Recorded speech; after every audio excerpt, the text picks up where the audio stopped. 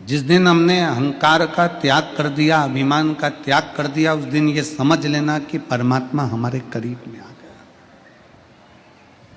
शिव के करीब में आने का सबसे सुंदर तरीका है अपनी अभिमतता का त्याग कर दो, अपने अहंकार का त्याग कर दो।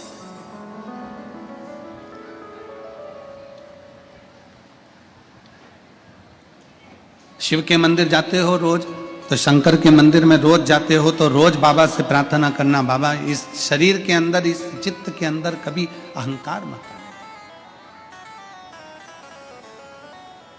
और आना भी नहीं चाहिए।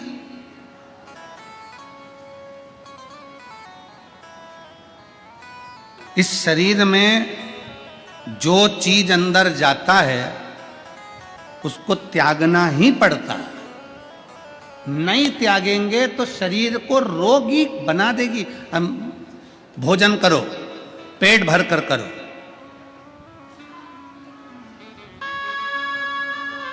खूब पेट भर कर खा लो, खूब पेट भर करो। 2-4 दिन, 5 दिन, 2 दिन तुम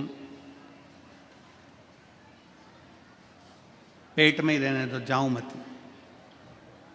नहीं, मैं त्याग ही नहीं करूंगी, मैंने तो खाया, त्याग नहीं कर। जो खाया है उसका त्याग करना पड़ेगा। त्याग नहीं करोगे तो बीमार पड़ोगे। बोलो सही है कि गलत है? पानी पी लिया, दूध पी लिया, चाय पी ली, कोल्ड ड्रिंक पी लिया, कोई सामग्री तुमने दूध आदि पी लिया, जल पी लिया, पानी पी लिया, पानी तुम पेट भर कर पी लो और उसको अपने पेट में रख लो। बाद में तुम त्याग मत करो 1-2 दिन तक। बोलो बीमार पड़ोगे कि नहीं पड़ोगे? जम के बोलो जरा, पड़ोगे ना।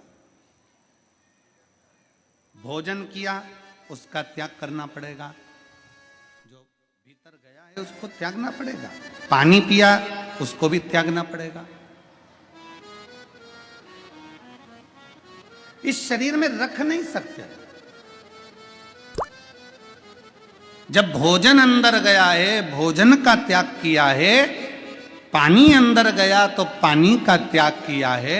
त्याग नहीं करोगे तो बीमारी हो जाएगी। उसी तरह अगर अभिमान अंदर गया है तो उसका भी त्याग करो, नहीं तो ये मन को बीमार कर देगा। ये मन को बीमार,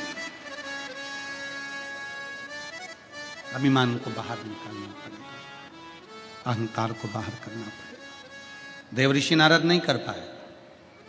देवऋषि नारद के अंदर अभिमत्ता जागृत रही।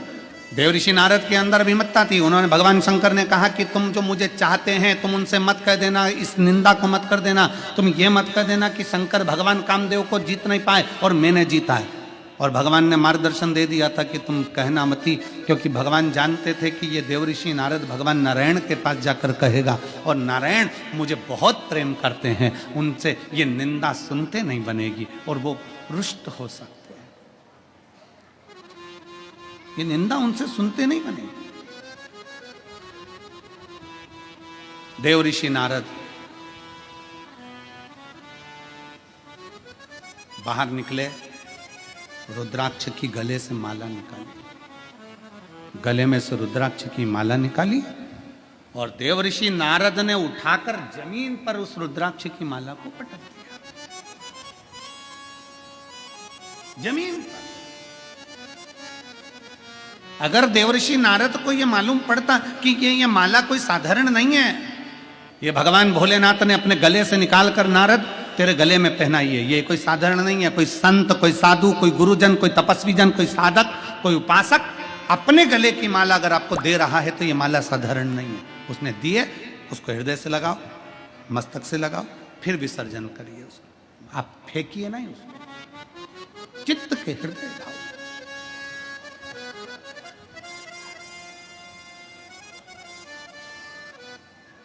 हमारे सतुआ बाबा जी तो कहते हैं, जब विश्वनाथ जी के मंदिर में दर्शन करने गए और विश्वनाथ जी के मंदिर में से इतनी सारी माला उन्होंने पिना दी, पुजारी जी ने, उनको नमन करता हूँ।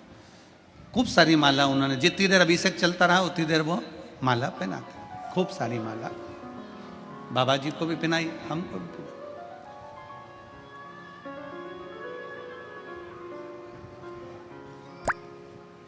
सतुआ बाबा जी बोले, आज माला के रूप में ऐसा लग रहा है जैसे विश्वनाथ गले लग रहे हैं और अपने दिल से अपने दिल की बात कर रहे हैं।